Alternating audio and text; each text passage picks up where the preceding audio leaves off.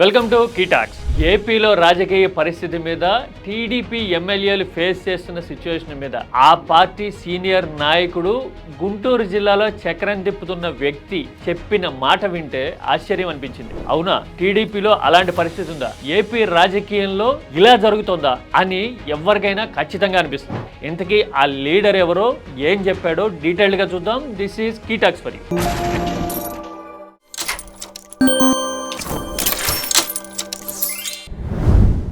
ఏపీలో కూటమి ప్రభుత్వం అధికారంలోకి వచ్చి ఏడాది పూర్తవుతోంది. చంద్రబాబు గేరు మార్చారని, 95 నాటి సీఎంని చూస్తున్నామని, మళ్ళీ పొలిటికల్ అడ్మినిస్ట్రేషన్ చేస్తున్నారు అని మీడియా నిరంతరం వేరతాళ్లు వేస్తోంది. అంటే రాజకీయంగా హోల్డ్ మొత్తం తీసుకున్నారని, ఎప్పట్లాగా పర్ఫార్మెన్స్ యాంగ్జైటీ జోలికి పోవట్లేదని, వాస్తవాల మీదే నడుస్తున్నారు అని చెప్పటము ఈ మీడియా ఉద్దేశం. అయితే వాస్తవ పరిస్థితులు ఎలా ఉన్నాయి అనే విషయాన్ని గుంటూరు జిల్లాకి చెందిన ఒక సీనియర్ నాయకుడు చాలా క్యాజువల్ గా చెప్పిన తీరు చూస్తే ఆశ్చర్యం అనిపించింది. నిజానికి ఆ నాయకుడు నాకు గత కొన్నేళ్లుగా తెలుసు.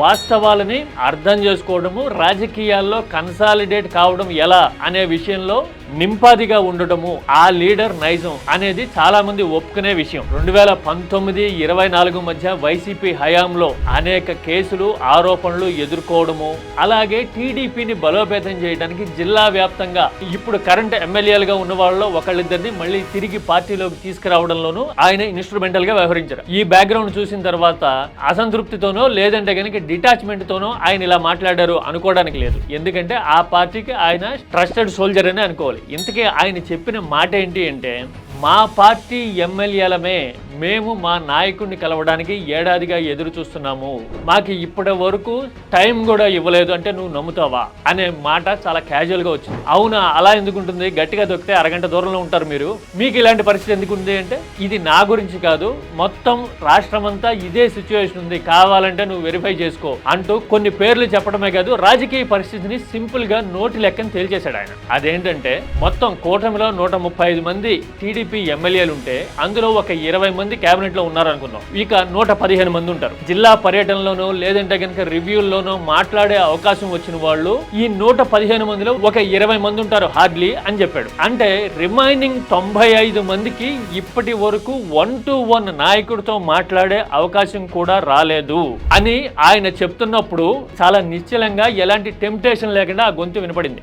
అంటే వాస్తవాలు ఇలా ఉన్నాయి, మా మాట, మా గొంతు, మేము ఫేస్ చేస్తున్న సిచ్యువేషన్స్, జనంలో ఉన్న రియాలిటీ అర్థం చేసుకునే పరిస్థితి, మా నుంచి ఫీడ్బ్యాక్ తీసుకునే సిచ్యువేషన్ లేదు అని కన్వే చేశాడు అని అనిపించింది. కూటమి పార్టీల్లో మరీ ముఖ్యంగా జనసేనతో ఎదురవుతున్న ఫ్రిక్షన్ విషయంలో కానీ, హామీల విషయంలో పబ్లిక్ రెస్పాన్స్, ఆస్పిరేషన్స్ కానీ, అలాగే మనం ఎక్కడెక్కడ వాస్తవాలకు విరుద్ధంగా వెళ్తున్నాము అనే విషయంలో అభిప్రాయాలు చెప్పడానికి కానీ, సూచనలు చేయడానికి కానీ, ఈ 3 విషయాల్లో మా చేతులు కట్టేసినట్టుగా అయిపోయింది. రాజకీయ పరిస్థితి చూస్తుంటే తిరిగి మళ్ళీ అక్కడికే వస్తున్నామా అనిపిస్తుంది అనే మాట ఆయన వాడాడు. అయినా ఏముందండి, మీకు అపారమైన బలం ఉంది, మీకు ఇప్పుడు వచ్చిన ఇబ్బంది ఏముంది అంటే, చాలా క్యాజువల్ గా 85లో 95లో కూడా చాలా బలం ఉంది మాకు అని నవ్వుతూ అన్నాడు. This is key talks for you.